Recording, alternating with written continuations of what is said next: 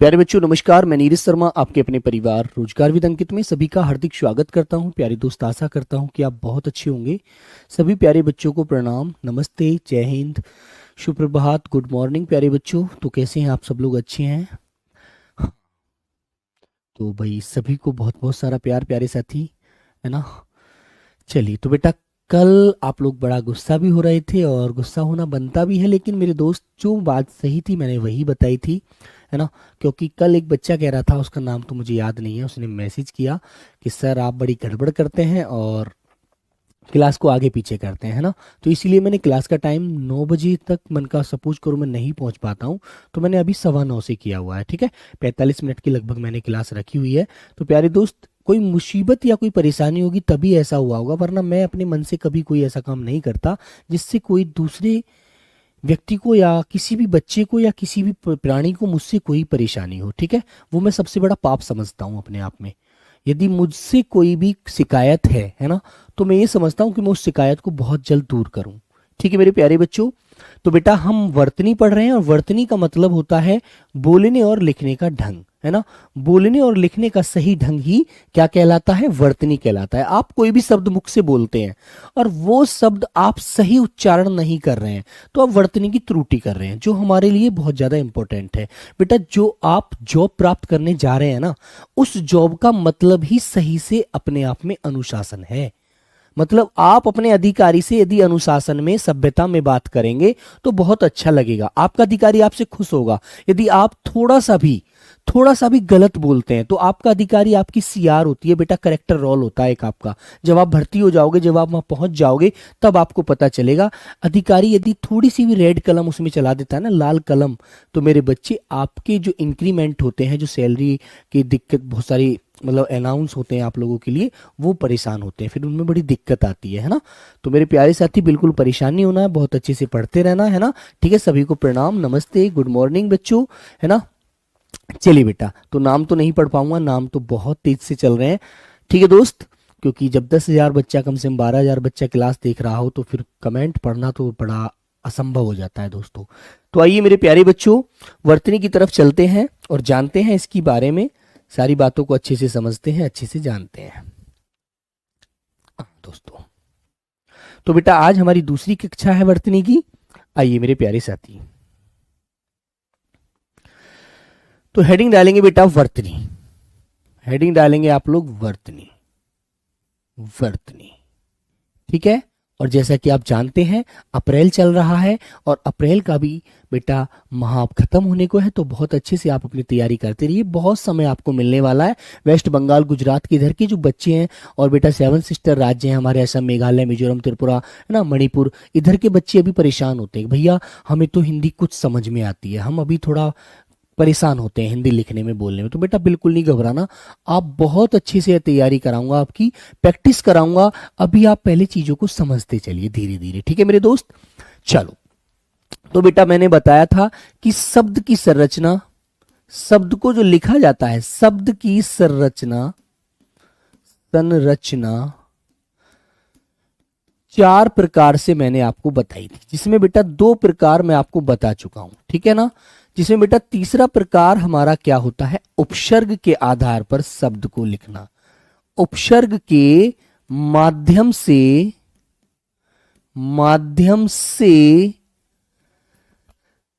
शब्द सही लिखना, शब्द सही लिखना, ठीक है, शब्द सही लिखना, ठीक है बेटा। अब तुम्हें पता है शब्द कैसे लिखा जाता है? उपसर्ग के माध्यम से। तो मेरे प्यारे बच्चों, ये बात आप बहुत अच्छे से जानते हैं। उपसर्ग जो होता है, उपसर्ग कहते किसको हैं मेरे प्यारे बच्चों? पहले तो आपको यह पता होना चाहिए बेटा, उपसर्ग वह शब्दांश होता है, लिख देंगे, उपसर्ग वह शब्दांश होता है, वह शब्दांश होता है जो किसी शब्द के पहले लगकर, पहले जुड़कर, लिख दीजिए, पहले जुड़कर उसके अर्थ में बदलाव कर देता है, उसके अर्थ में परिवर्तन कर देता है। है ना बच्चों, उसके अर्थ में परिवर्तन कर देता है, जुड़कर उसके अर्थ में, उसके अर्थ में बदलाव, बदलाव बोले तो मेरे बच्चों परिवर्तन, बदलाव बोले तो परिवर्तन कर देता है, कर देता है ना बच्चों, वो होता है बेटा उपसर्ग। जैसे मैं आपको उदाहरण दूंगा मेरे प्यारे साथी, एक शब्द मैंने आपके सामने लिखा, एक शब्द मैंने आपके सामने लिखा जैसे हार। तो हार एक मूल शब्द है। ये कैसा शब्द है बेटा? एक मूल शब्द है, मूल शब्द। मूल बोले तो बेटा जो मिटाया नहीं जा सकता, बिल्कुल सटीक शब्द है, मूल शब्द है। ये शब्द हमारी जमीन से ही जन्म लेकर बना हुआ है, ठीक है ना। लेकिन हम इस शब्द में कुछ उपसर्ग लगा करके इस शब्द के अर्थ को बदल सकते हैं। हार क्या होता है? एक तो हार जीत होती है जो पराजय बोलते हैं बेटा। एक हार होता है गले में पहनने वाला आभूषण। गले में जो आप आभूषण पहनते हैं हार होता है, उसे पहनते महिलाएं पहनती हैं, हमारी मम्मी, हमारी भाभी, बहन पहनती है ना बेटा गले में, तो वो हार होता है, वो भी आपको पता है। तो मेरे बच्चों हार के दो अर्थ निकलते हैं। एक तो मेरे बच्चों पराजय, जब हम जीत नहीं पाते किसी से, है ना।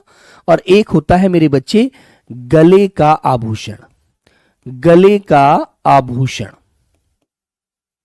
ठीक है मेरे बच्चों, गले का आभूषण, ठीक है, क्लियर है ना। अब मैंने इस शब्द के आगे उपसर्ग लगाया मेरे दोस्त, मैंने इस हार शब्द के आगे क्या लगाया मेरे बच्चे? उपसर्ग जोड़ा। देखो कैसे जोड़ा, एक तो लगाया मैंने प्रे, तो शब्द क्या बन गया बेटा? इधर लिखता हूं उदाहरण आपका, शब्द बन जाएगा मेरे दोस्त प्रहार। प्रहार, प्रहार होता है किसी पर वार करना। आपने पत्थर उठाया और किसी के सर में देके मारा तो उसका सर फूट गया, तो बेटा आपने प्रहार किया ना, आपने प्रहार किया, जो प्रहार उसको भारी पड़ा, उसका सर में चोट लगी, उसको खून निकल गया, वो तो आपने प्रहार किया, उसको मारने के लिए वार जो करते हैं। एक बच्चों मैंने इसके आगे क्या लगा दिया मेरे प्यारे बच्चे? उप लगा दिया, उपसर्ग। अब उपसर्ग लग जाने से शब्द बन जाता है उपहार। उपहार बोलते हैं किसी को भेंट देना, है ना। मान लीजिए आप अपने दोस्त के बर्थडे में जाते हैं तो आप उसके लिए एक बढ़िया सा गिफ्ट लेके जाते हैं, तो वो उपहार है मेरे दोस्त, है ना। तो बेटा एक शब्द बन गया उपहार। तो बताओ भाई, इस प्रकार भी हम शब्दों का निर्माण करते हैं, इस प्रकार भी हम शब्दों को लिखते हैं, शब्दों को अच्छे से उनको उनकी संरचना करते हैं, उनको बनाते हैं अच्छे से। समझ में आ गई बात? तो सब लोग कर दोगे ना? वेरी गुड प्यारे बच्चों, यही चीजें आपको ध्यान रखनी है ना। अभी मैंने आपको शब्द लिखने नहीं सिखाए, अभी तो मैं आपको सिर्फ एक नियम बता रहा हूं कि बेटा उपसर्ग लगाकर भी हम किसी शब्द के मूल शब्द के आगे उस शब्द का अलग अलग शब्द बना देते हैं और वे शब्द सार्थक होते हैं, जैसे प्रहार, उपहार। Okay, very good. बोलो बच्चों, किसकी ये बात समझ में नहीं आई अभी? बताइए मेरे बच्चे, समझ में आई बात? क्लियर है ना? तो बेटा इस प्रकार भी आप बना सकते हैं, है ना। और जब मैंने कहा कि आपने कुछ खा लिया, कि हाँ मैंने आहार ग्रहण कर लिया, है ना, तो मेरे बच्चों मैंने इसके आगे क्या लगा दिया? ए लगा दिया, सॉरी आ लगा दिया। तो बेटा शब्द बन गया आहार, कि मैंने भैया हाँ कुछ खा लिया, आहार। खाद्य पदार्थ ही तो आहार होता है। सिंपल सी बात है यार, आप लोग ऐसे आंसर दे सकते हैं। बताइए किसकी बात समझ में नहीं आई? वेरी गुड बच्चों। तो उपसर्ग विधि से भी आप शब्द का निर्माण करते हैं। अब मेरे बच्चे चौथा नियम जो हमने जाना था कि हम प्रत्यय के माध्यम से भी शब्द का निर्माण करते हैं, है ना। तो लिखेंगे प्रत्यय के अनुसार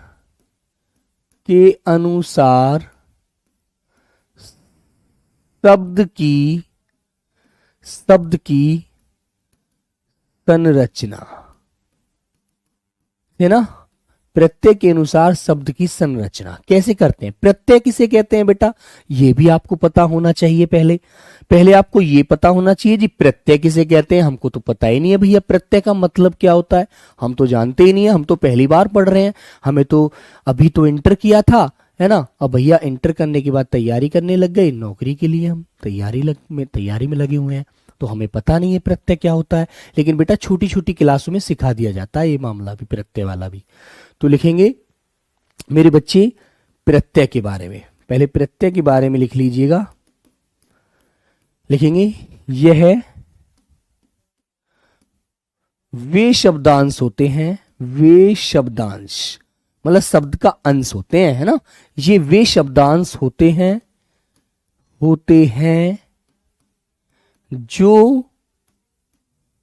जो किसी मूल शब्द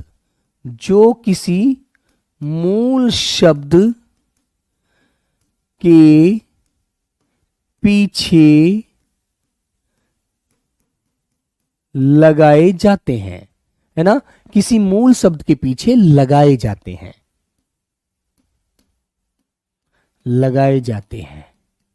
है ना, या बच्चों पीछे जोड़े जाते हैं, लगाए या जोड़े जाते हैं, है ना। ये वे शब्दांश होते हैं। जैसे मैं आपको उदाहरण के माध्यम से बताता हूं, देखिएगा। मैंने एक उदाहरण लिखा बच्चों आपके सामने। मैंने एक मूल शब्द लिया धर्म। भाई तुम्हें पता है बेटा, परसों पुलवामा में कितना मतलब कि मैं तो ये कहूंगा कितनी मतलब दर्दनाक घटना घटी है। तो वो धर्म को पूछ करके घट रही थी। वहां ये बताया जा रहा था, वो धर्म पूछे जा रहे गए कि आप किस धर्म के हैं, कि आप हिंदू धर्म के हैं।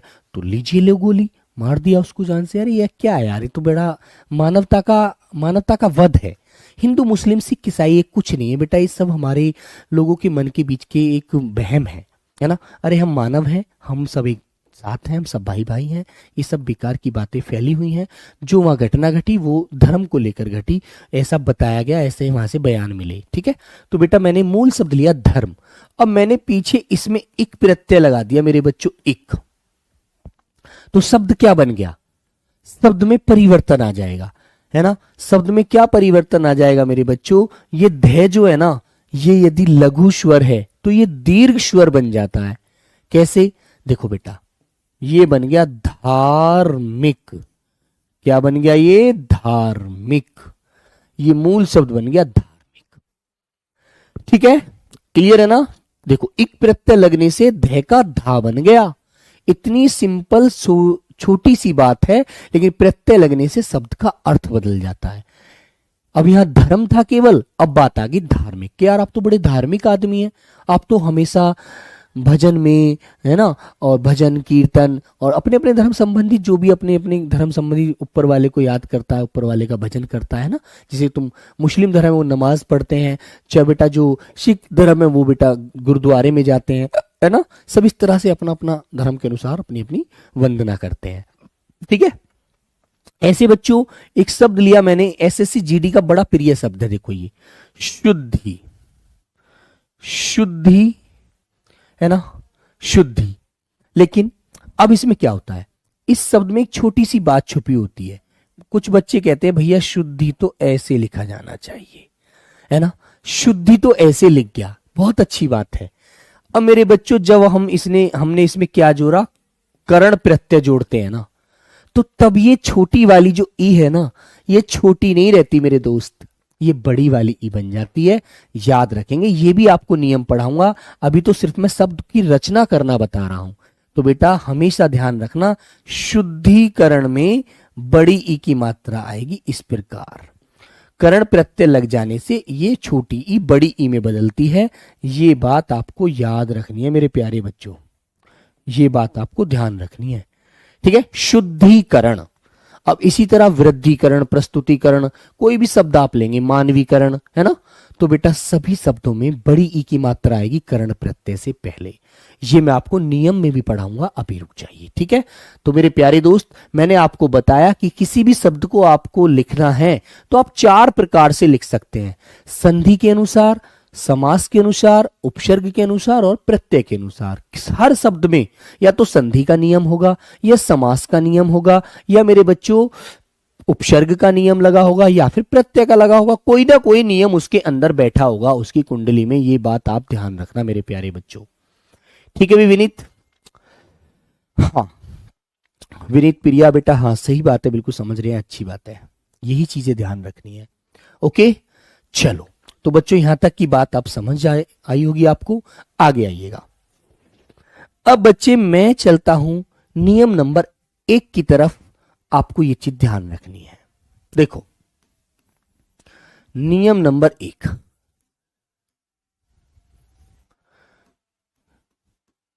नियम नंबर 1, नियम नंबर 1, इसमें सबसे पहले आपको एक बात पता होनी चाहिए कि भाई हमारे जो स्वर होते हैं वो कभी भी आधे नहीं होते, व्यंजन आधे किए जा सकते हैं।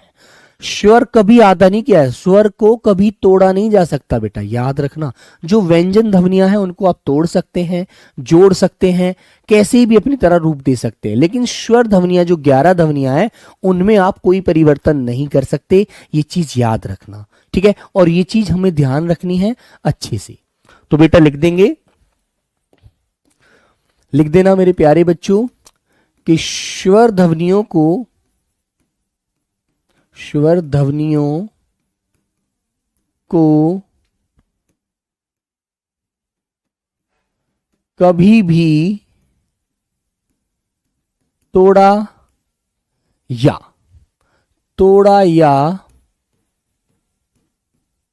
आधा नहीं किया जा सकता, आधा नहीं किया जा सकता, किया जा सकता है, कभी आधा नहीं किया जा सकता है। व्यंजन वर्णों को किया जा सकता है। यहीं पर लिख देता हूं विशेष करके, यहीं पर लिख देता हूं बेटा विशेष करके, व्यंजन वर्णों को आधा किया जा सकता है, किया जा सकता है। स्वरों को कभी आधा नहीं किया जा सकता, व्यंजनों को आधा किया जा सकता है। अब वो कैसे किया जा सकता है, देखो ये भी मैं आपको बताऊंगा।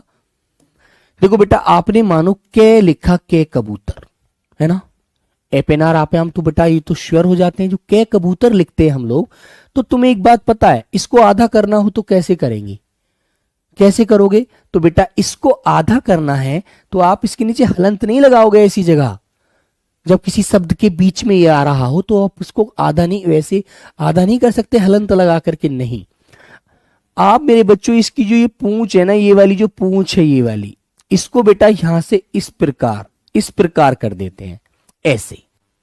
इसकी जो नीचे वाली पूंछ थी ना, पूंछ को आप हटा देंगे तो ये वर्ण आधा हो जाएगा, ठीक है। अब जैसे इससे कोई भी शब्द आपने बोला कि मुझे तो पक्का पपीता खाना है, पक्का पपीता खाना है ना, तो बेटा पक्का, देखो मैंने आधा क्या कैसे किया, इसकी पूंछ जो थी वो काट दी, वो हटा दी, तो पूंछ हट जाने से ये वर्ण हमारा आधा हो गया।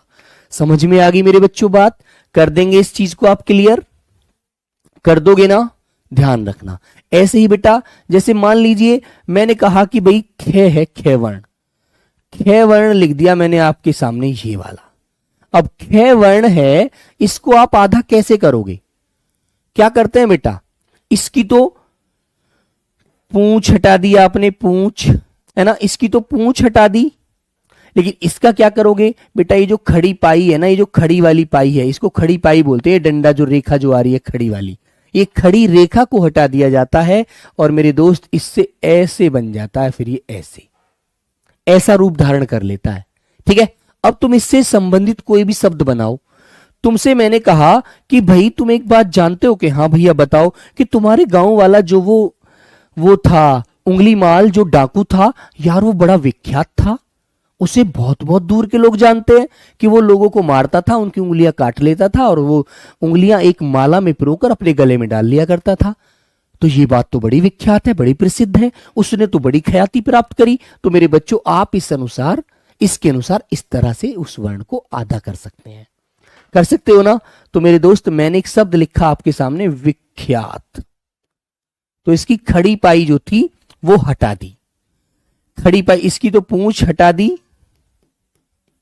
पूंछ हटा दी आधा करने के लिए, इसकी बेटा खड़ी पाई हटा दी। लिख रहा हूं यहां पर, खड़ी पाई हटा देते हैं, हटा देते हैं, ठीक है मेरे बच्चे। और ऐसे ही बेटा एक शब्द लिख दिया मैंने, ख्याति, ख्याति माने प्रसिद्धि। तुमने बड़ी ख्याति प्राप्त की है, बड़ी विख्यात हैं आप लोग, है ना। ऐसी मैंने बोला अरे बड़े वो तो कुख्यात आदमी है यार, कुख्यात डाकू है, उससे तो दूर रहो, उसके तो पास भी मत जाओ, कुख्यात कुख्यात, है ना। इस तरह से आप लोग आधा कर देते हैं, है ना बच्चों। बेटा ऐसे गे को आधा कर देंगे, गे है ये, गे को भी आधा करना है तो मेरे बच्चों ऐसे कर देंगे, ऐसे बस। इसकी भी खड़ी पाई हटा देंगे और इससे संबंधित भी शब्द लिखना है तो लिख देंगे गिलानी। अरे यार बड़ी गिलानी आ रही है मुझे तो उसकी बात सुन करके, है ना। क्लियर बेटा। तो याद रखेंगे जिनकी ये पूंछ होती है उसकी तो पूंछ हटा देते हैं, और मेरे दोस्त जिसमें बेटा खड़ी पाई लगी होती है उसकी खड़ी पाई हटा देते हैं व्यंजन वर्ण को आधा करने के लिए। लेकिन स्वरों को आधा नहीं किया जा सकता। यदि स्वर कहीं भी लिखा जाएगा तो पूरा ही लिखा जाएगा। ये तो किया जा सकता है कि कहीं पर लघु स्वर आता है, कहीं पर दीर्घ स्वर आता है, बस इतना तो आप कर सकते हैं। अन्यथा आप कोई भी बदलाव, कोई भी विकार, कोई भी परिवर्तन कभी नहीं कर सकते, है ना। कुछ लोग बोलते तो हैं लेकिन बोलने का ज्ञान नहीं होता मेरे बच्चे, है ना। वो कुछ का कुछ बोलते हैं बेटा, वो देशज भाषा बोलते हैं, है ना। वो अपने यहां खुद जन्म देते हैं और खुद ही उसे विख्यात करते हैं। बोलो बच्चों क्लियर है ना। तो ये बात आपको समझ में आ गई, बताइए बेटा, बोलो। तो बच्चों जैसे मैं कुछ शब्द देता हूं आपको, स्वर से संबंधित भी ऊपर लिखता हूं। मैंने कहा आपसे बेटा, एक उदाहरण दिया कि आप मुझे अधीन लिखकर दिखाइए, तो बोलने वाला क्या करता है, उच्चारण गलत करता है, और वही गलती है वर्तनी की। मैंने आपसे कहा कि यार आप तो उसके अधीन रहकर काम करते हैं, वो कहता है आधीन, आ लगा देता है जो गलत है। मेरे बच्चों मैंने कहा भाई अधीन शब्द लिखो, उसने आधीन बोल दिया, तो बेटा ये जो आधीन शब्द है ना ये गलत है। शब्द सही होता है अधीन, है ना। सही जो इसका आंसर होगा वो मेरे बच्चे क्या होगा, आधीन नहीं होता बेटा, अधीन होता है। अधीन का मतलब होता है जब आप किसी के अनुसार सारा जीवन जी रहे हैं, उसके ऊपर डिपेंड है, उसकी तरह से ही सारे कार्य कर रहे हैं। मैं तो उसके अधीन हूं, जैसे वो बोलेगा वैसे कर लूंगा, ठीक है। मैंने आपसे बोला अरे भाई उनका जो मेरे जो पड़ोस वाले अंकल हैं चाचा रामलाल, उनका जो बेटा है ना सोनू, अरे बड़ा नालायक आदमी है यार, है ना, बड़ा नालायक बच्चा है। तो बेटा नालायक होता है नालायक होता है क्या होता है, एक बार सब लोग बताओ मुझे कमेंट करके जल्दी से, चलो सब लोग बताएंगे क्या होता है बेटा, बताओ।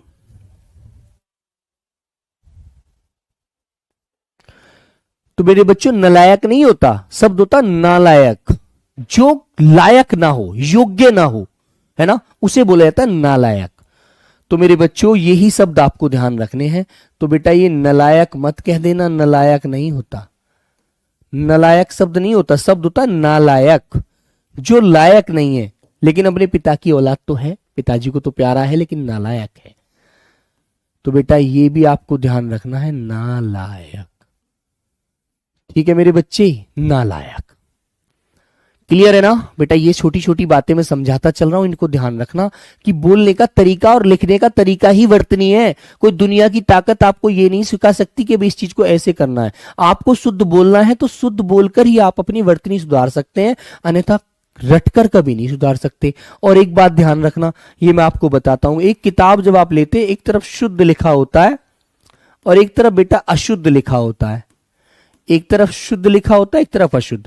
तो अशुद्ध वाले को काला कर दो, काली टेप लगा दो, काला टेप लग जाने से काली टेप, अशुद्ध शब्द तुम्हें पढ़ना ही नहीं है, क्योंकि एक मानव की एक मानसिकता होती है, उसके अंदर एक बेटा प्रारब्ध है ये कि गलत चीज को हमारा दिमाग, गलत चीजों को हमारी बुद्धि बहुत जल्दी कैच करती है ना। सही चीज को पकड़ने में टाइम लगेगा, लेकिन गलत बात, गंदी बात, गलत शब्द 1 मिनट से पहले आपके दिमाग में आ जाता है, यदि आप उस तरह के विचार रखते हैं, समझे। तो इसी तरह से बेटा इस किताब में भी ये बात ध्यान रखना कि जहां गलत सारणी दी हुई हो उस सारणी पर काली टेप लगा दो, बस आपको शब्द ही सही पढ़ना है, गलत शब्द आप जानते ही नहीं है बेटा। जब सही पढ़ोगे तो सही बोलोगे, सही लिखोगे, सही सब कुछ होगा। ये चीजें ध्यान रखना, सिंपल सी बात है मेरे प्यारे साथी, वरना गलती करते चले जाओगे। ओके चलेगा। अब बच्चे आगे चलते हैं, कुछ और नियम की तरफ चलते हैं, आइए। आइए बेटा, नियम नंबर 2, नियम नंबर 2, ये नियम वियम बेटा लिखना चाहो लिख लेना, लेकिन कोई ऐसी आवश्यकता नहीं है, आपको सही चीजें सीखनी है बस। नियम नंबर 2, प्यारे बच्चों आप एक बात जानते हैं बहुत अच्छे से, मैं एक टी बनाता हूं बेटा, टी देखो बेटा बातें नहीं करेंगे, सब लोग बहुत ध्यान से समझेंगे। एक मैंने टी बना दिया, टी तो अंग्रेजी का शब्द है, टी फॉर टाइगर, यार सब जानते हो इस बात को है ना। एक टी बना के दिखाया मैंने आपको, टी बना दिया, एक रेखा तो सीधी खींच दी, एक रेखा मैंने ऐसे खड़ी करके बना दी, है ना भैया। देखो बच्चों बहुत बेसिक से, क्योंकि मेरे प्यारे साथी जो हिंदी भाषी वाले बच्चे हैं वो बहुत अच्छे से जान जाते हैं, एकदम पकड़ लेते हैं, लेकिन बेटा मुझे उन्हीं से मतलब नहीं है, मुझे जो बच्चे हिंदी भाषी राज्य से नहीं है, गैर हिंदी भाषी राज्य से हैं, जैसे उड़ीसा, महाराष्ट्र है, इधर तुम्हारा वेस्ट बंगाल है, कर्नाटक है ना, तमिलनाडु है, केरल है, बेटा इधर के जो बच्चे हैं, गुजरात है, इधर के बच्चे हैं, और हमारे ये असम, मेघालय, मिजोरम, इधर के बच्चे हैं, इन बच्चों को थोड़ी दिक्कत होती है। झारखंड, बिहार है ना, ये बच्चा पकड़ लेता है, लेकिन वेस्ट बंगाल का बच्चा भी कम पकड़ता है हिंदी को, है ना, लेकिन धीरे धीरे सब जान जाओगे, बहुत समय है। तो मेरे बच्चों एक बिंदी आपने ऊपर लगाई, ये बिंदी है ना, इसे क्या बोलते हैं बेटा, बिंदी, बिंदी। एक बिंदी आपने ऐसे पीछे लगा दी, है ना, एक बिंदी बेटा जो खड़ी रेखा है आपकी सीधी, जो खड़ी पाही है कि इसके नीचे लगा दी, ओके, और एक लगा दी इससे आगे।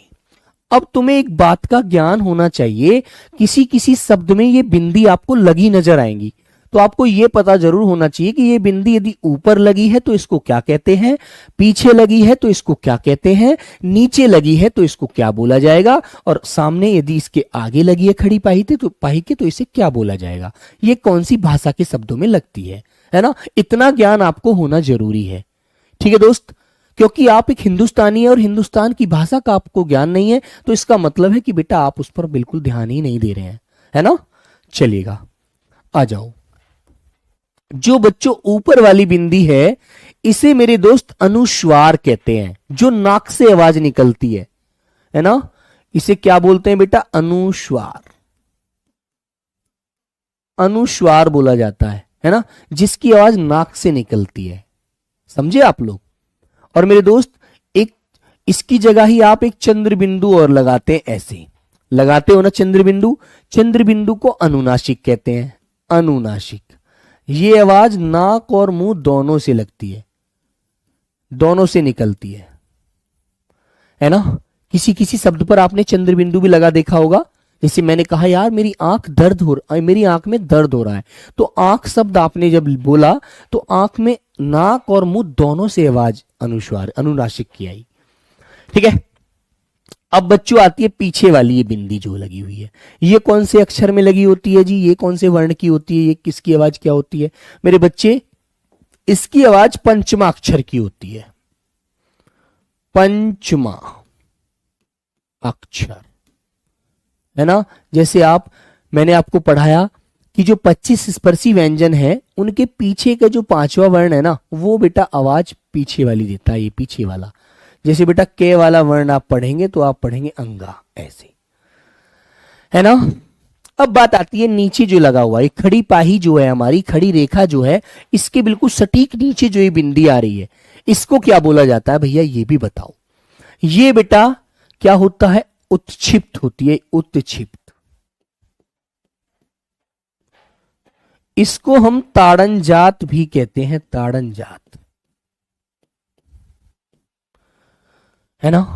और मेरे दोस्त एक बात और आपको बताता हूं, ये ताड़नजात कभी भी किसी शब्द के शुरू में नजर नहीं आएगा आपको, या तो बीच में या बाद में लगाया जाता है बेटा, कभी भी शुरू में नहीं लगा मिलेगा, ये भी आप याद रखना।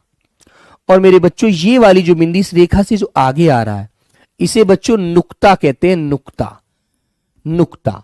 नुक्ता जो होता है ये किस भाषा के शब्दों में लगता है मेरे बच्चों, ये हिंदी में नहीं लगता, ये अरबी फारसी के शब्दों में लगता है, अरबी फारसी के शब्दों में, अरबी फारसी के शब्दों में लगता है, ये बात आपको ध्यान रखनी है, ठीक है बच्चों। एक बार थम्स अप करके बता दीजिए, क्या ये सभी बात आपको समझ में आ गई। और बेटा इन सभी से मैं एक एक शब्द भी आपको लिखकर दिखा देता हूं अभी। हालांकि मैं अभी आपको सारी चीजें पढ़ा रहा हूं। जैसे बेटा मैंने इसके लिए एक उदाहरण लिखा आपके सामने, आंख। आंख, ठीक है, ये है।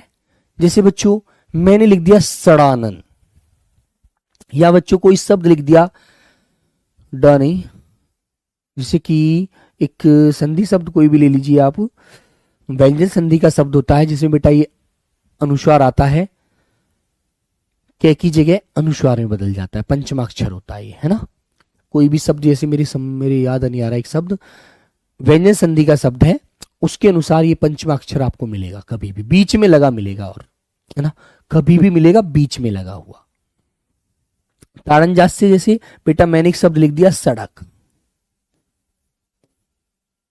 सड़क देखो ये बीच में आ रहा है, ताड़नजात जो बिंदी लग रही है ना नीचे, ये मेरे बच्चों उत्क्षिप्त ध्वनि है। जो ये दो ध्वनि होती हैं ड और ड़, ये वाली, और ये दोनों वर्ण कभी भी किसी शब्द के शुरू में नहीं आएंगे, हमेशा बाद में आएंगे। अनुक्ता, जैसे बेटा आपने लिखा कि मेरे बच्चों आजादी, आजादी, तो देखो यहां मैंने इसका प्रयोग किया, ये अरबी का शब्द है। ओके, क्लियर है ना, कर दोगे ना ऐसे, यही चीज आपको ध्यान रखनी है। अब बच्चों मैं इधर आपको एक बात समझाता हूं। हमने पढ़ा ये वाला नियम, तो बेटा इसमें हम पढ़ेंगे अनुस्वार वाला नियम, अनुस्वार संबंधी, अनुस्वार संबंधी, ठीक है, ये बात आप ध्यान रखना। तो मेरे बच्चों एक बात आपको पता होनी चाहिए कि किस स्वर पर अनुस्वार लगता है और किस स्वर के ऊपर चंद्र बिंदु लगता है। तो मेरे बच्चों एक बात ध्यान रखना, मैं लिख रहा हूं, देखो बेटा लघु स्वर के ऊपर, लघु स्वर के ऊपर अनुस्वार लगाया जाता है, लगाया जाता है, लगाया जाता है। कोई अपवादित शब्द हो सकता है ना, कोई अपवादित शब्द हो सकता है बस। जैसे बच्चों मैंने लिखा चंद्र, उदाहरण में बच्चों मैंने लिखा चंद्र, उदाहरण में चंद्र। मैंने लिखा मेरे बच्चों दंड, चंद्र दंड, ठीक है। तो आपको दिख रहा है च है, इसमें लघु स्वर निकलेगा ए। मैंने बताया था ए जो स्वर होता है वो बेटा उदासीन होता है, वो हर वर्ण की कुंडली में बैठा होता है दोस्त, है ना, इसलिए आपको याद रखना है। जब आप इसका वर्ण विच्छेद करेंगे तो च के नीचे हलंत लगाकर आप इसके अंदर से ए स्वर निकाल लेंगे, याद रखेंगे। बोलो बच्चों, क्लियर है ना। जैसे बच्चे मैंने एक शब्द लिखा संबंध,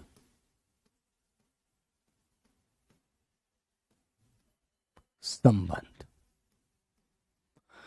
ठीक है। तो हमेशा लघु स्वर के ऊपर ये अनुस्वार लगता है, अच्छे से याद रखना। अब बच्चों बात इसमें दूसरी वाली आती है, चंद्र बिंदु, जिसे हम क्या बोलते हैं, अनुनासिक। अनुनासिक का प्रयोग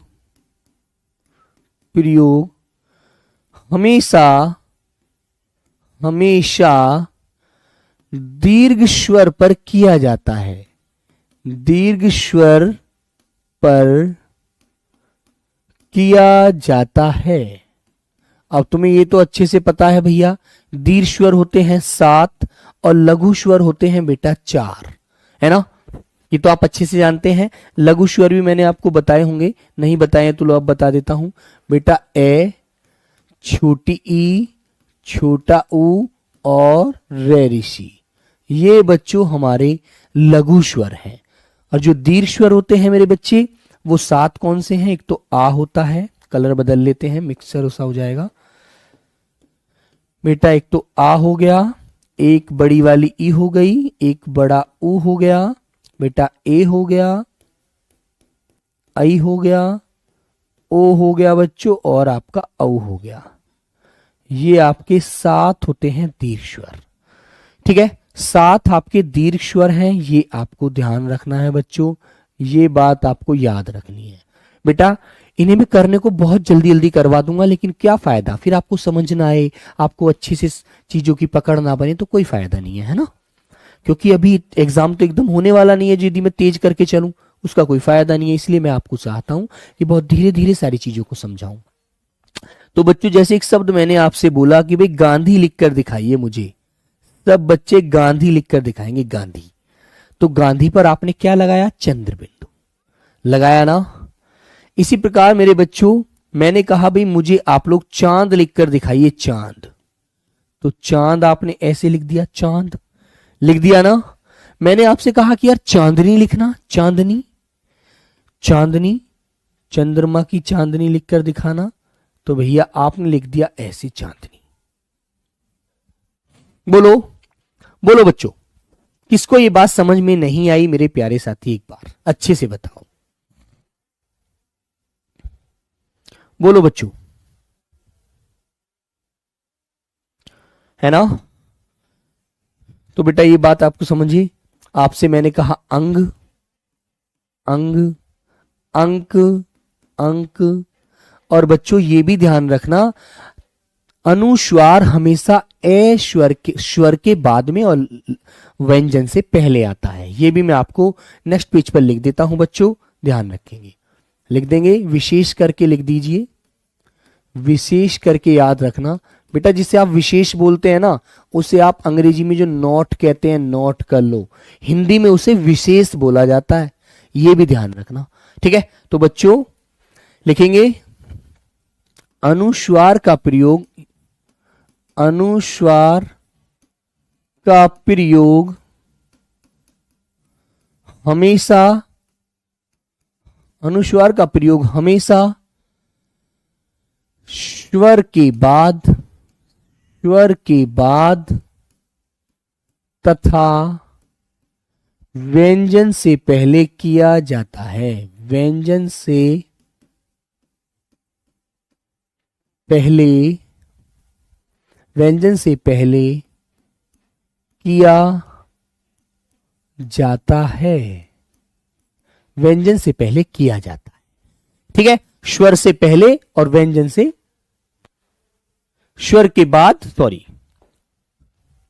स्वर के बाद तथा व्यंजन से पहले किया जाता है, ये बात आप ध्यान रखेंगे। ओके बच्चों, वेरी गुड, बात समझ में आई, कर दोगे ना क्लियर। ये बात अच्छे से ध्यान रखना मेरे प्यारे बच्चों, अच्छे से, कि अनुस्वार हमेशा लघु स्वर पर लगता है, चंद्र बिंदु हमेशा दीर्घ स्वर पर लगता है। ठीक है मेरे प्यारे बच्चों।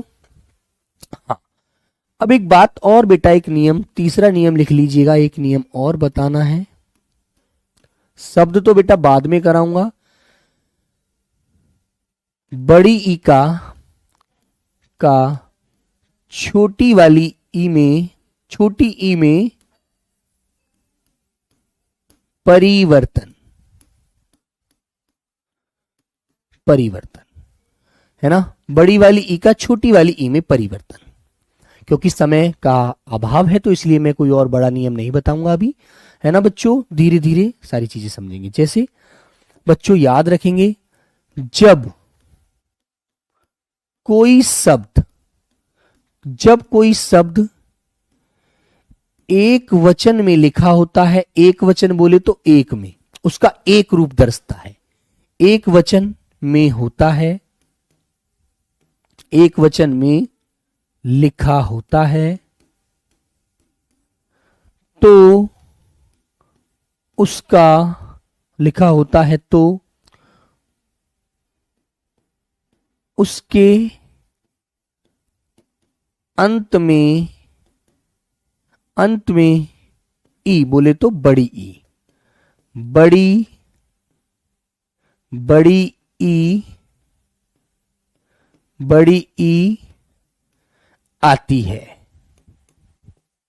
ठीक है, बड़ी ई वाला स्वर आता है ना, आती है। और जब उसका बहुवचन बना दिया जाता है, बहुवचन बनाने पर, बहुवचन बनाने पर, बनाने पर बनाने पर बड़ी ई छोटी ई में बदल जाती है, बदल जाती है। ठीक है बच्चों, क्लियर है? छोटी ई सॉरी बड़ी ई छोटी ई में बदल जाती है। वो कैसे बदल जाती है उससे संबंधित शब्द लिखेंगे तो आप जानेंगे। बेटा मैंने आपसे कहा, उदाहरण दिया साड़ी, एक उदाहरण दिया आपको साड़ी। साड़ी पर बड़ी ई की मात्रा है, साड़ी एक है, और मैंने कहा कि यार मुझे तो बहुत सारी साड़ियां लेनी है ना।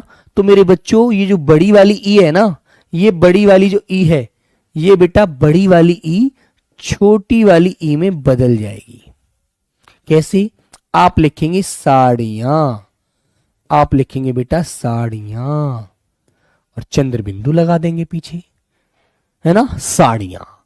मैंने आपसे कहा कि भैया नारी, उदाहरण लिखा बेटा नंबर 2 नारी। नारी एक है, नारी एक है, और नारी का बहुवचन क्या हो जाएगा? नारियां, बहुत सारी नारियां हैं, नारियां। तो ये भी आपको ध्यान रखनी है बात, ऐसे ही लिखना है बेटा बहुवचन में, नारियां। ठीक है। मैंने बोला दवाई, दवाई शब्द लिखा मैंने, दवाई। तो दवाई पर बड़ी ई की मात्रा है। बहुत सारे मेडिकल स्टोर पर आप जाएंगे देखेंगे गलत लिखा हुआ आपको नजर आएगा, दवाइयां पर बड़ी ई की मात्रा नजर आएगी। नहीं तो आज अपने अपने शहर में जाना और देखना, जबकि दवाइयां मेडिकल स्टोर पर हो तो वहां दवाइयां लिखा होगा, तो बेटा वो गलत होगा। ठीक है। तो मेरे प्यारे बच्चों बहुवचन क्या हो जाएगा? दवाइयां। इस प्रकार बोलेंगे दवाइयां। समझ गए? तो कर दोगे।